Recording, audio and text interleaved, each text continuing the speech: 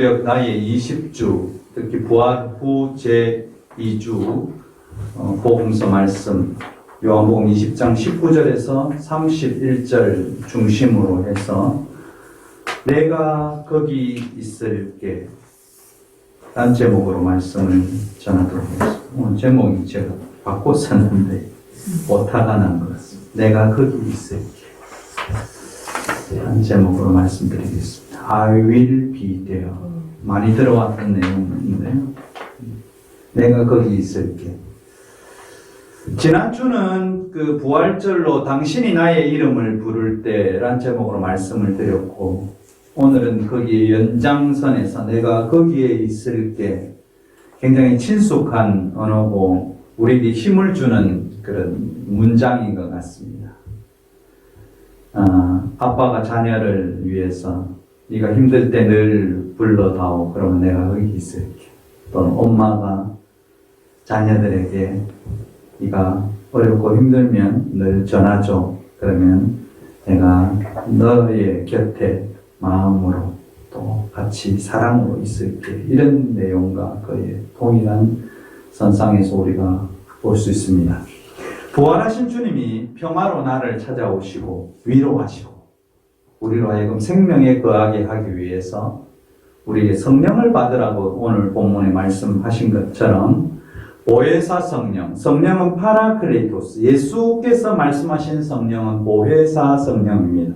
보혜사라는 것은 우리가 잘 아는 것처럼 나의 옆에 와서 나에게 힘주시고 나를 인도하시고 나를 가이드하시고 나를 도와주시는, 나와 함께 호흡하는 성령으로 예수께서 우리에게 소개하셨고, 보혜사 성령이 지금 우리와 함께 계신다는 것을 우리는 알게 됩니다. 이 보혜사 성령으로 우리의 옆에 함께 계신 이 예수를 신뢰하고 또 이 예수와 함께 우리가 삶을 살아간다는 것은 얼마나 즐거운 시간이 아닌가 그렇게 생각합니다. 지난 주간에 우리나라는 여러 가지 복잡한 일들이 많이 있었습니다. 서울 부산시장 선거도 있었고요. 이 선거에서 민주당의 후보들은 다 참패를 했습니다. 그래서 진보 시민들은 굉장히 황당함에 이루 말할 수 없는 경지에 이르렀는데요. 엄청난 위기감도 느끼게 되었습니다. 개혁이 이렇게 어렵구나, 어려운 거구나, 국민이 동의하지 않으면 안 되는구나, 이런 걸 새삼 느끼게 되었습니다. 약자를 돕고 공정한 민주사회를 만들고자 하는 후보들은 모두 낙마했고, 거짓과 오만에 가득한 후보는 당선이 되는, 어떻게 보면 MB시대를 다시 보던 것 같은 충격을 받은 것은 사실입니다. 왜 국민들은 기득권 세력의 먹잇감이 되고자 하는지, 그들의 말이 다 거짓인데 그들의 인생사를 보아도 다 자기들의 배만을 불리는 이속만을 챙겼는데 사돈의 팔촌까지 왜 그들에게 표를 주었는지 알다가도 참 모를 지경입니다.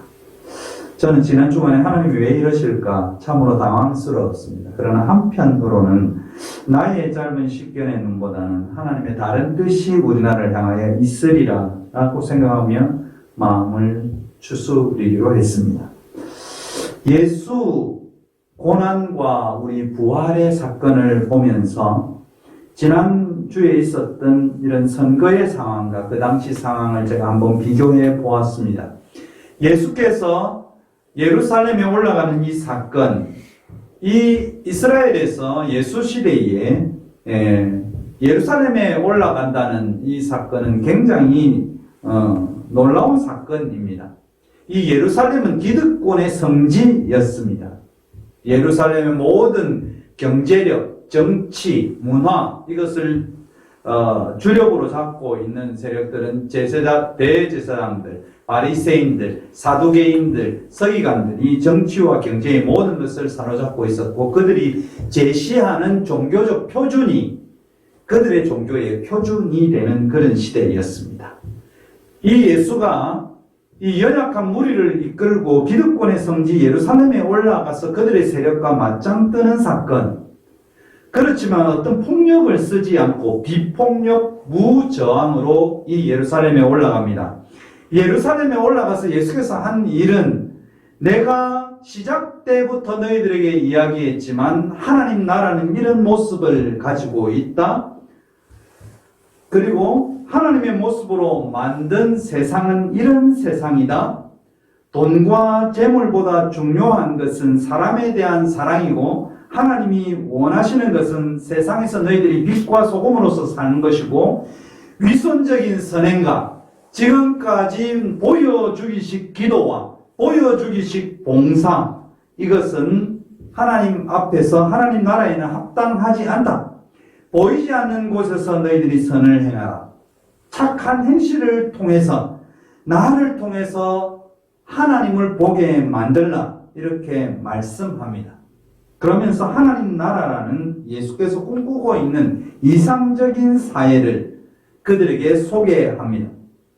그러나 예수께서 말씀하신 하나님의 나라, 이상적인 세상은 그들이 가지고 있는 이 이스라엘의 유대인들이 가지고 있는 이념과 생각과는 전혀 달랐습니다. 그래서 어리석은 유대 백성들은 예수를 십자가에 못 박으라고 외칩니다. 우리가 생각했던 방향과 완전히 다르다는 것입니다. 이방인이었던 빌라도 총독은 예수를 좀 풀어주고 싶었습니다. 왜냐하면 예수께서 예루살렘에 와서 유대인들에게 붙잡히게 되고 유대인들에게 조롱을 받고 하는 이런 것을 보면서 예수는 우리에게 지방에서는 굉장히 힘이 있었던 것 같이 보였지만 우리에게 별로 위협이 되는 존재가 아니구나. 이 유대인들의 무리 일주일 전에는 막 예수를 환영하더니 이제 일주일 좀 지나고 나니까 예수를 십자가에 못 박으라고 막 외치는데 이 예수가 무슨 총과 칼을 들은 것이 아니니까 전혀 나에게 위협이 되지 않는다고 생각합니다. 그래서 예수를 6월절의 특사, 다시 말하면 오늘날 광복절 특사로 예수 그리스도를 풀어주려고 했습니다. 빌라도는 풀어주려고 했는데 그 반대로 이 기득권 세력, 바리새인들, 서기관들, 제사장들의 조종을 받은 유대인들, 이들은 예수 대신에 밀란의 주동자, 살인자라고 성서에서 표현하고 있는 바라바를 풀어달라고 합니다. 빌라도가 내가 6월절 특사, 광복절 특사로 예수를 풀어줄까, 바라바를 풀어줄까, 밀란의 주동자요, 그리고 사람을 죽인 살인자인 바라바를 놓아줄까 라고 할 때 이 유대인들은, 이스라엘 백성들은 기득권 세력의 조종받고 있는 오늘날의 태극기 부대라고 표현할 수 있는 이 예루살렘의 유대인들은 우리는 예수가 필요 없습니다. 예수 대신에 바라바를 풀어주세요. 우리는 오직 바라바가 필요합니다. 왜냐하면 바라바는 무력으로라도 무언가 우리를 위해서 일을 하고자 했던 인물입니다. 우리는 이런 인물이 필요합니다라고 빌라도에게 이야기하게 됩니다. 그래서 결국 예수 대신 빌라도, 바라바가 풀려나게 됩니다. 자신들의 이익과 부합한 인물, 바라바를 선택하게 되죠. 이것이 예수께서 예루살렘에 올라가서 일주일 동안 벌어졌던, 그리고 결국 예수님은 십자가에 죽으시게 되고 사흘 만에 부활하시는 이 부활의 사건을 우리는 지난주까지 공부했었습니다. 오늘은 이런 십자가를 지시고 부활하신 예수의 소식을 들었지만 제자들은 예수님을 십자가에 못 박으라고 막 외치고 십자가에 사실은 못 박은 유대 기득권 세력의 사람들이 예수 제자 어디 있나? 이들까지 찾아서 씨를 말려야 된다. 이러면서 이 제자들을 계속 찾아다녔습니다.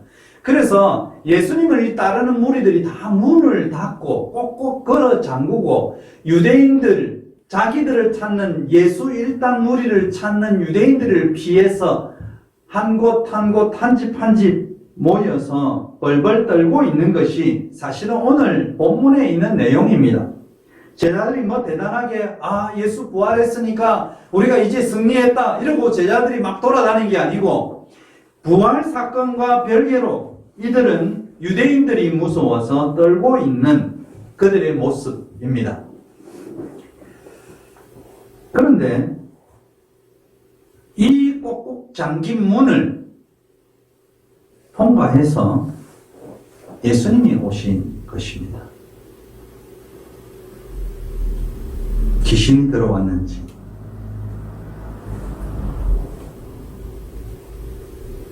잘 모를 정도로 예수께서 그들이 있는 곳에 오셨다는 사실입니다.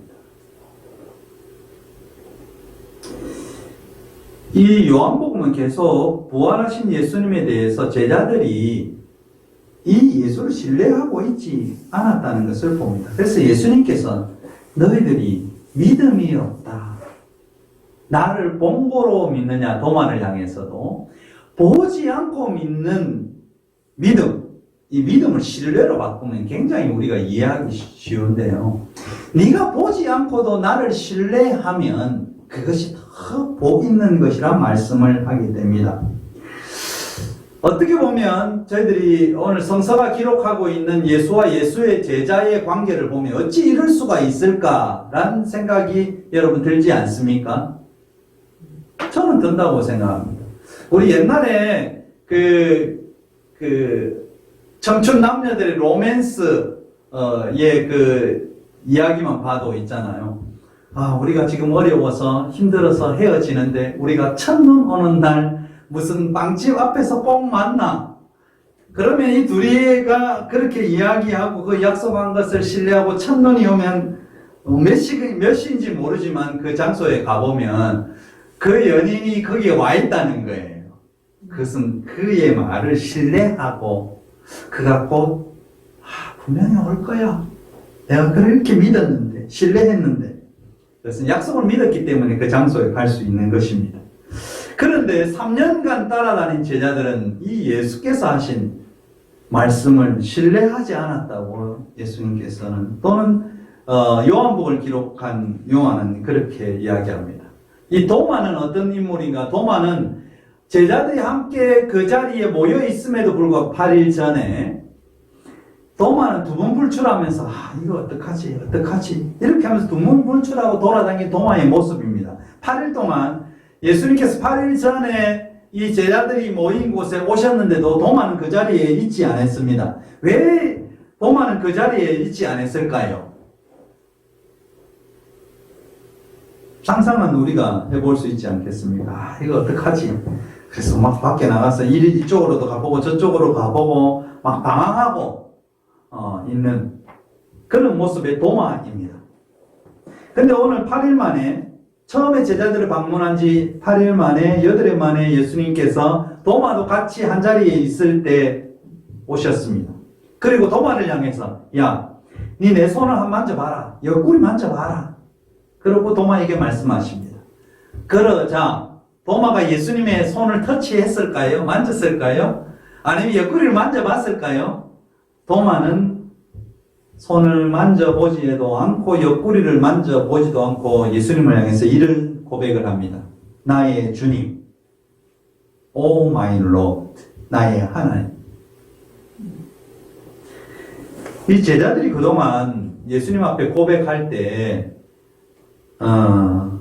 주는 그리스도시요 그리스도입니다 이런 고백을 했지만 예수를 향해서 하나님이라고 고백한 제자들은 없습니다. 오늘 본문에서 도마는 예수님을 향해서 당신은 하나님이십니다 라고 고백합니다. 한순간 부활의 주님을 완전 신뢰하게 된 도마의 모습을 봅니다. 그 후에 예수님은 나를 보았기에 믿느냐, 나를 보지 않고도 신뢰하는 사람이 참 복이 있다 그렇게 선포하십니다. 그리고 오늘 요한이 사실은 요한복음은 20장으로 끝이 나야 되는 것임을 봅니다. 왜냐하면 요한이 이 끝을 기록함은 너희로 예수께서 하나님의 아들 그리스도이심을 믿게 하려 하며 또 너희로 믿고 그 이름을 힘입어 생명을 얻게 하려 함이니라. 결론을 딱 내려놓았습니다. 그럼 21장부터는 조금 뒤에 후반기에 이렇게 같이 더해진 것이 아닌가.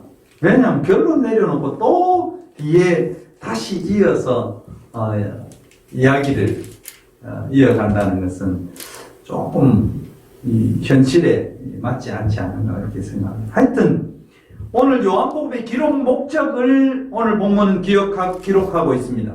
예수가 하나님의 아들 그리스도고 그리고 예수를 믿고 나서 예수 이름을 통해서 생명을 얻게 하려 함이라.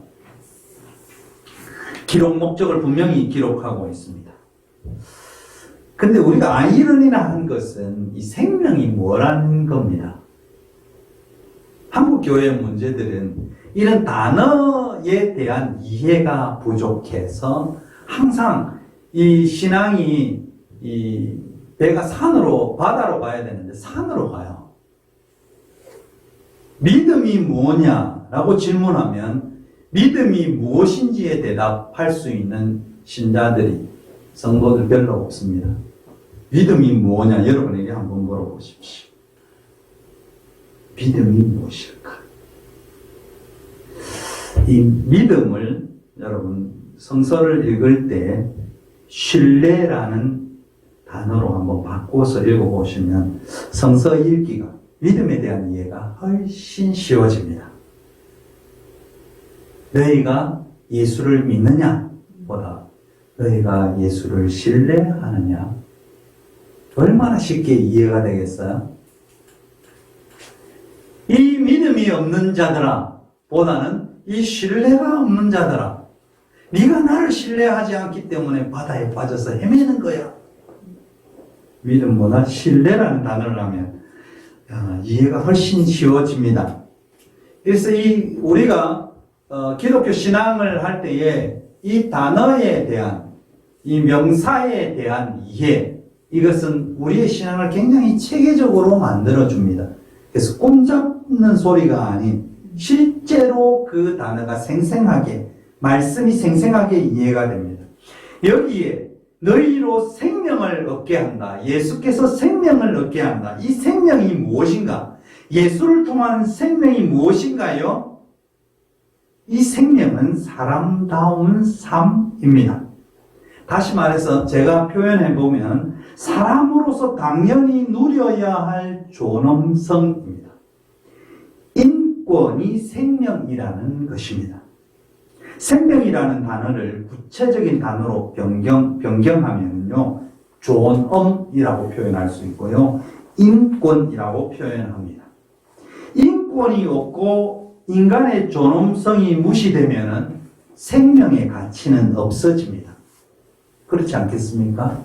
지금 미얀마를 보면 군인들이 그냥 시민들이 조금만 이렇게 시위하다가 걸어가도 그냥 총으로 쏴버립니다. 그는 사람으로 보지 않기 때문입니다. 그래서 그에게 인권이 없습니다. 저것은 우리를 반대하는 하나의 무리, 하나의 집단으로 생각하기 때문에 그냥 총으로 쏴버립니다. 아무 이유가 없습니다. 죄책감도 없습니다. 이번에 군부의 대변인은 이렇게 이야기합니다. 우리가 죽이려고 생각하면 500명 이상도 죽일 수 있다. 이런 이야기를 아주 스스럼 없이 합니다. 국민들을 향해서. 저는 유튜브를 한 번씩 보면 그 호주의 양과 그 염소, 그 다음에 돼지, 소 이렇게 대량 사육하는 이런 그 자동화 시스템들을 이렇게 쭉 소개하는 것을 보면요, 이 소와 양들을 이렇게 막 키웁니다. 그리고 막 이 샤워도 시키고 목욕도 시키고 합니다. 그런데 이 양과 소를 잡을 시기가 되면 그를 도살장으로 가지고 가가지고 모든 자동화 시스템에 의해서 껍질도 벗겨지고 그 다음에 반으로 고기가 갈라지고 각 부위별로 자동으로 커팅이 돼서 팩으로 만들어져서 각 마트에 납품하게 됩니다. 양과 염소가 무슨 존엄과 인권, 그 부분이 있겠습니까? 아마 그런 마음이 있으면 이 양과 소, 돼지 이것을 죽일 수 없을 겁니다. 내가 이 양을 어떻게 죽이지? 이 소를 어떻게 죽이지? 근데 그냥 그것은 돈이라고 생각합니다. 물질이라고 생각합니다. 존엄이 없습니다. 우리가 왜 이웃을 향해서 막 그 폭력을 휘두르고 그들을 향해서 그런 행위를 할 수 없을까요? 그것은 그 이웃에게 하나님의 형상, 하나님의 모습인 존엄과 인권이 있기 때문입니다. 오늘 예수께서 그 이름을 힘입어 생명을 얻게 하려 함이라는 것은 사람을 보는 우리의 시각이 바뀌면 그것을 사람으로 보게 되고 하나님의 형상으로 만든 존엄성 있는 인간으로 보게 된다는 것입니다. 모든 사람이 하나님의 모습을 가지고 태어났습니다. 우리 성서는 우리가 기독교를 믿는 이상 오늘날 성서는 하나님의 모습으로 우리가 만들어졌다고 선언하고 있습니다. 우리가 그냥 정자와 난자가 합쳐져서 인간이 만들어져서 이 세상의 엄마의 뱃속에서 10개월간 있다가 태어난 존재가 아니고 우리는 이 우주와 이 지구를 움직이시는 하나님의 정확한 시간을 통해서 충돌하지 않고 움직이시는 그런 하나님의 존재가 우리를 만드셨고 우리는 하나님의 형상, 하나님의 모습으로 창조되었다는 이 선언은 최고의 존엄을 가지고 태어났다는 선언입니다. 이것이 생명이라는 단어가 표현하고 있습니다. 그렇기 때문에 누구도 총칼로 인간의 생명을 앗아갈 수 없습니다. 그러나 사람을 사람으로 보지 않으면 그것은 사망입니다. 생명이 아닙니다. 죽음입니다. 우리는 흑인 노예 해방의 역사를 알고 있습니다. 흑인도 다 하나님의 형상을 가지고 태어났습니다. 아시아 사람도 마찬가지입니다. 백인이라고 해서 백인만이 하나님의 형상을 가지고 태어난 것은 아닙니다. 그러나 백인들은 흑인들을 향해서 노예 해방 전까지 그들을 사람으로 생각하지 않습니다. 그냥 부리는 도구요, 그냥 동물로 생각했습니다. 그래서 흑인의 삶은 사막의 암흑 속에서 살아간 그들의 삶입니다. 그래서 생명이라는 단어는 사람다운 삶, 함께 사랑하고 섬겨야 할 존재론적 인식, 사람으로서 당연히 누려야 할 존엄성, 인권이라고 정의할 수가 있습니다. 이를 위해서 예수님께서 오신 것입니다. 오늘 평화를 잃어버리고 두려움에 떨고 있는 제자들에게 예수님은 찾아오셨습니다. 오늘 본문의 핵심은 의심 많은 도마가 아닙니다. 많은 설교자들은 의심 많은 도마의 핵심을 두고 이야기하고 있지만 오늘 본문의 핵심은 도마가 아니고 이런 의심 많은 도마를 찾아오신 예수가 누구인가 라는 것입니다.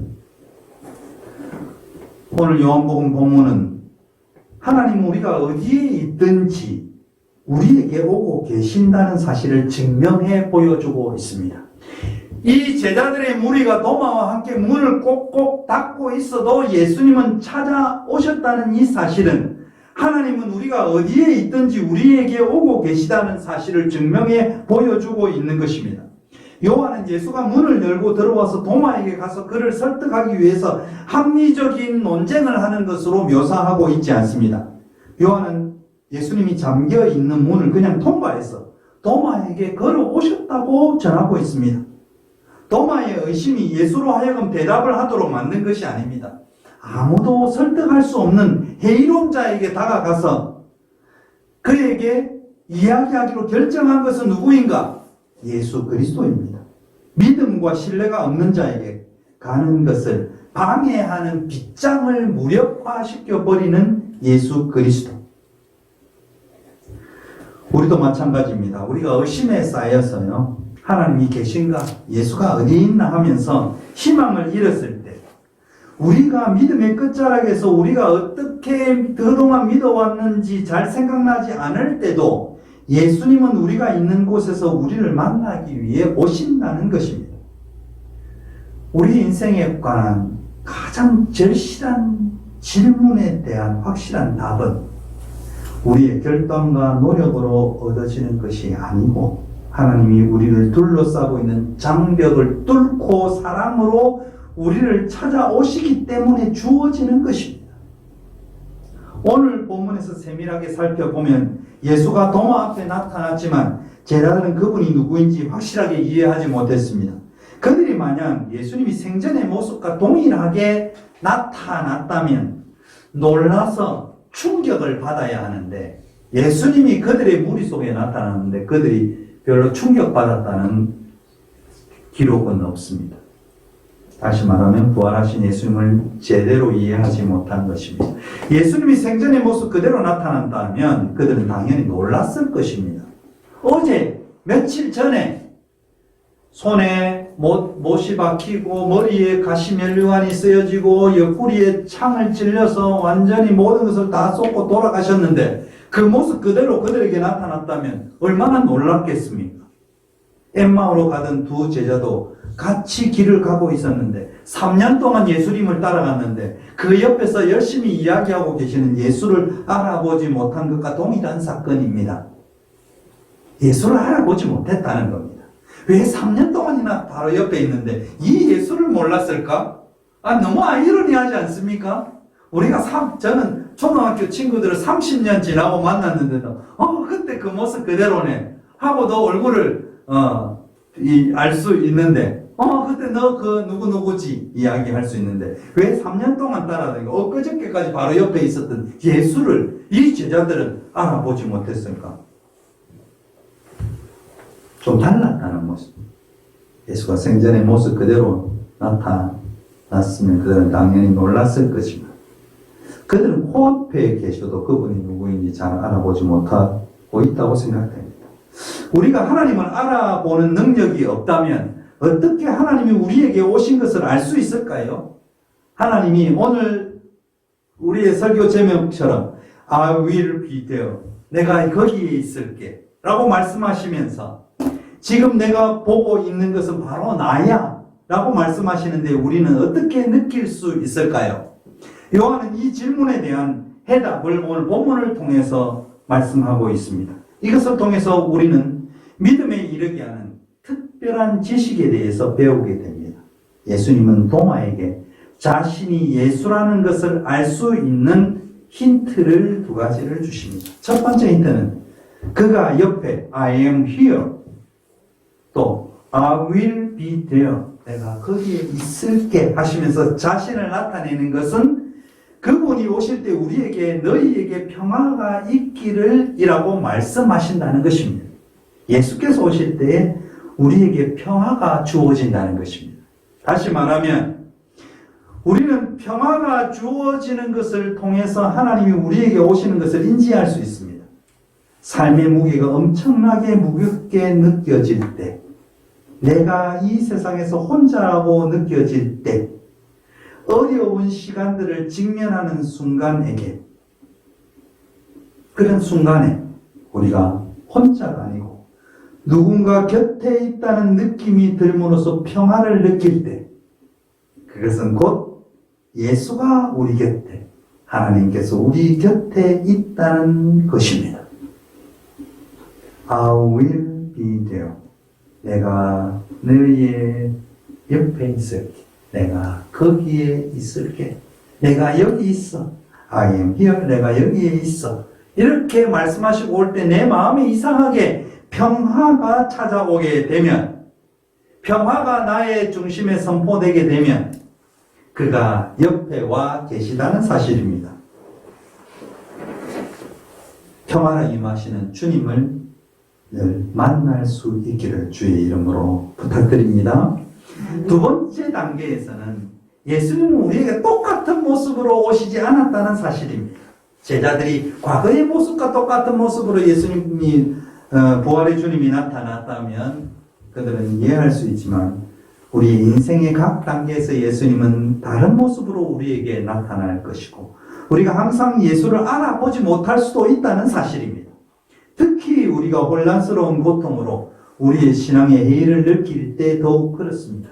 어떤 때는 예수님은 화려한 모습으로 우리에게 오셔서 믿음이 가져다 주는 영적 풍성함을 누리라고 우리를 초대할 수도 있습니다. 너무나 고통스러워서 숨죽이고 흐느끼고 있을 때, 때로는 상처받고 힘들어할 때 위로자의 모습으로 우리에게 오십니다. 때로는 뜨개질한 따뜻한 담요를 어깨에 두른 할머니의 모습으로 오셔서 힘들고 울고 있는 우리를 꼭 안아주시는 할머니의 모습으로 우리에게 다가오시는 것입니다. 예수님은 항상 내가 거기에 있을게, 내가 즐거워할 때, 내가 힘들어할 때, 내가 괴로워할 때, 내가 혼자라고 느낄 때, 내가 정의를 위해서 투쟁하지만 그 길이 멀다고 느껴질 때 거기에 같이 있을게. I will be there. 너는 혼자가 아니야. 오늘 제자들을 찾아오셔서 너희들은 혼자가 아니야. 내가 함께 있을게. 성령을 받으라고 선포하시는 주님을 봅니다. 오늘날 제자들을 찾아오셔서 너희들은 혼자가 아니야. 내가 함께 있을게. 성령을 받으라고 선포하시는 주님을 발견할 수 있기를 바랍니다. 오늘 예수님이 어떤 모습으로 오시든 간에 우리가 그에게서 놀라운 평화의 선포, 이 선포, 죽음까지 이기시는 사랑을 느낀다면 우리는 그분을 알게 될 것입니다. 사랑하는 성도 여러분, 예수님을 느끼시기 바랍니다. 내가 항상 곁에 있을게 약속하신 예수님을 신뢰하시기 바랍니다. 그때 우리의 삶에 평안과 위로와 축복이 임할 줄 믿습니다. 마지막으로 제가 노래를 하나 들려드릴 건데요. 미카엘 호퍼라는 사람이 지은 노래입니다. 노래 제목은 여러분이 잘 알고 있듯이 I will be there. 내가 거기 있을게. 내 곁에 있을게. 뜻인데요. 유명한 세계적인 작곡가이기도 하고 피아니스트인 마이클 호페라는 사람이 제주소년 오연준 군에게 준 노래입니다. I will be there. 제가 간단히 가사 몇 개를 먼저 말씀해 드립니다. When you are alone, 당신이 외롭고 and afraid of the storm, 풍랑으로 무서울 때 Hold out your hand, 내 손을 내밀어요. And whisper to me, 나에게 속삭여 보세요. If you close your eyes, 내 눈을 감고 And then picture me near, 가까이 있는 나를 그려본다면 Call out my name, and 나의 이름을 부르세요. I will be there, 내가 거기에 있을게요. When darkness falls, 어둠이 몰려오고, and the stars all go out, 별이 떨어질 때, if you are afraid, 두렵다면, you can still count on me, 당신은 나에게 기댈 수 있어요. Let the thunderstorm rage, 천둥 번개가 요동치고, and let the wind blow, 어깨에 강한 바람이 불지라도, whisper my name and I will be there. 나의 이름을 속삭여 보세요. 내가 거기 있을게요. The sun will rise. 태양은 떠오르고 and the seas will calm. 바다는 잔잔해질 거예요. And you will be standing still. 당신은 여전히 거기에서 계실 겁니다. And the storm has passed. 폭풍과 지나가고 또 다른 날이 올 거예요. You know I'll be there and I will. 당신은 알고 있어요.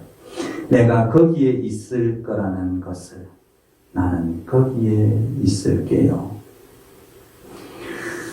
예수께서 우리에게 오셔서 내가 항상 네가 폭풍 속에서 아니면 힘들고 어렵고 혼자라고 느낄 때 내가 거기에 있을게. 이렇게 말씀하신 것입니다. 오늘 예수님의 음성을 또 오늘 이 노래를 통해서 한번 느끼면서 우리의 삶에 정말 힘과 용기를 주시는 예수 그리스도를 만나는 귀한 시간이 되시기를 바랍니다.